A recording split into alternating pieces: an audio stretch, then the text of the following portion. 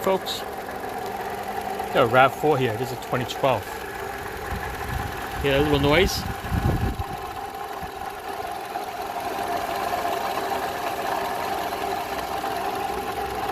You would think that's an air compressor, but when you turn on an air compressor, it doesn't make a change. You would think it's the alternator. The alternator was changed a few years ago, but I've used my cheap mechanic stethoscope and I stick it right there at the belt tensioner. That's where the noise is coming from. They got the little plastic wheel there, so I think that's what the noise is. And if you look at the belt, you see as it whips around, you're going to see a little bit of threads flying around on the left side. See that? So that means the belt is starting to go. And there's a possibility that that wheel on that tensioner right there is cockeyed. It's making this belt go cockeyed. Alright, so it's going to be time for a belt and a tensioner. Tensioner is about $150 and up. So if the tensioner is good, they do sell the wheel itself.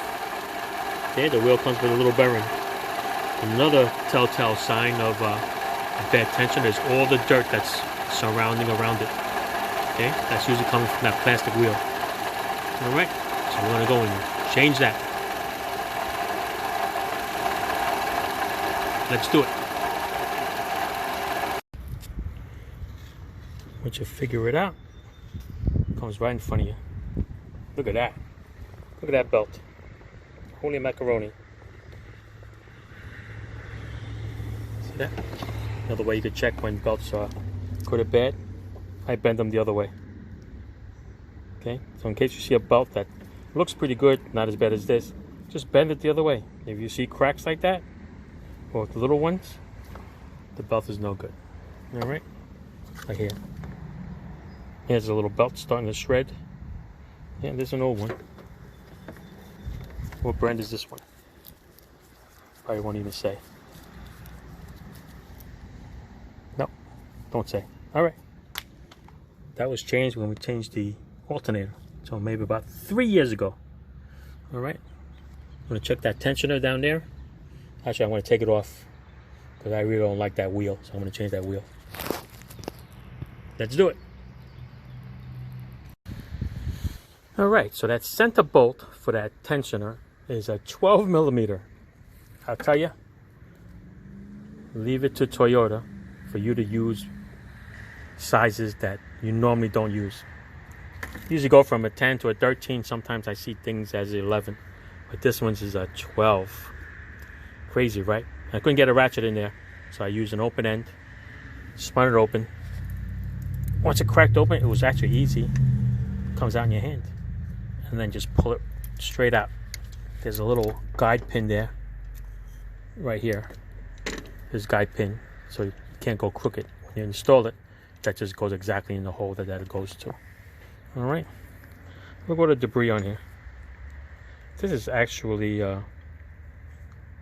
rubber, like from the belt, as it's starting to shred. See it? You can actually bend it around. Looks like dirt and everything too. But yeah, the tension is actually strong, so I might go with the $30 plastic wheel instead for now. Okay, this is the wheel. It has a little side play when you wiggle it, so that could be it. Look how close that dirt is to the wheel. And the belt sits right in there. Alright, so I'm going to change this wheel. Go to the store and buy it.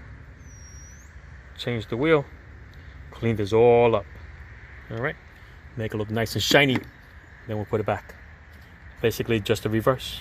Alright, I'm going to spray some cleaner down there too, so we can clean that mess.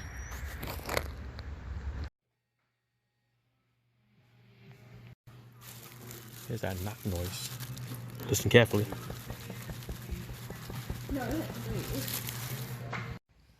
So here's an update. The alternator got a 3-year warranty from AutoZone. The belt tensioner has a 3-year warranty from AutoZone. The old belt, which is Continental, has a 3-year warranty at AutoZone. But they don't sell Continental no more. Well, at least they don't have it anymore. They now have Gates. So, pretty much, everything is all covered under warranty. Lifetime warranty is a good thing. This is a lifetime warranty. These are only 3 years. But good enough. Better than paying $300 for parts to do the job all over again. All right. So yeah, definitely get things with our warranties. It pays in the long run, people. It pays in the long run.